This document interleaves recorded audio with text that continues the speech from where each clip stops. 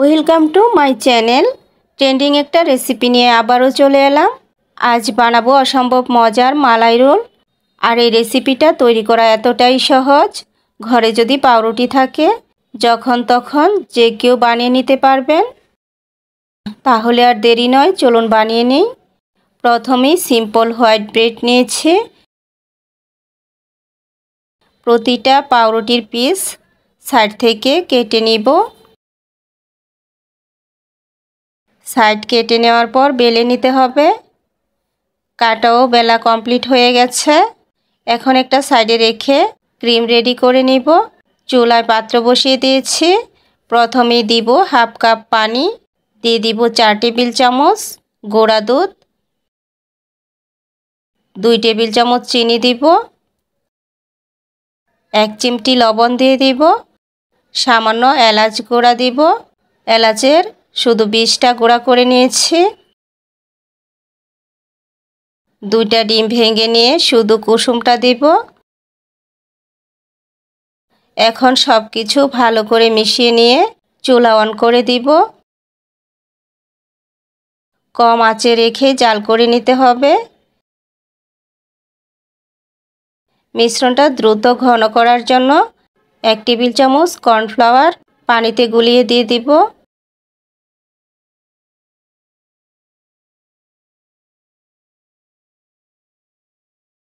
কিছুক্ষণ জাল করার পর মিশ্রণটা দেখুন ঘন হয়ে গেছে।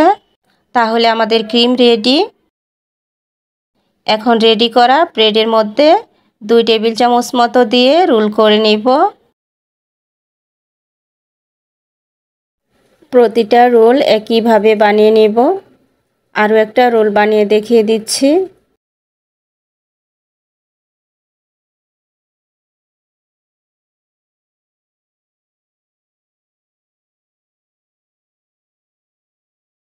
সবগুলো রোল বানিয়ে নিয়েছি।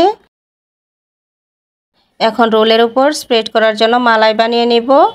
একটা পাত্রে 3 কাপ তরল দুধ নিয়ে নিব। 4 টেবিল চামচ চিনি দিয়ে দিব। সামান্য লবণ দিব। অল্প করে এলাচ গুঁড়া দিয়ে দিব। হাফ কাপ গুঁড়া দুধ দিব। এখন মিডিয়াম আঁচে ঘন করে জাল করে নিব। অনবরত নেড়ে জাল করে নিতে হবে, না হলে নিচে লেগে যেতে পারে।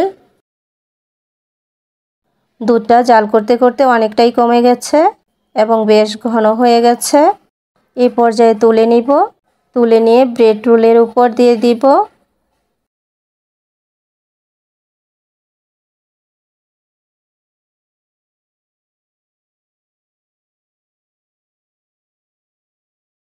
এখন ড্রাই ফ্রুটস ছড়িয়ে দিয়ে পরিবেশন করে নিব। এই রেসিপিটা রসমালাইয়ের কম্বিনেশন। এটা একবার খেলে রসমালাইয়ের কথা একেবারেই ভুলে যাবেন। তাহলে আর দেরি কেন, ঘরে পাউরুটি থাকলে এক্ষুনি বানিয়ে ফেলুন। আশা করছি রেসিপিটি ভালো লেগেছে।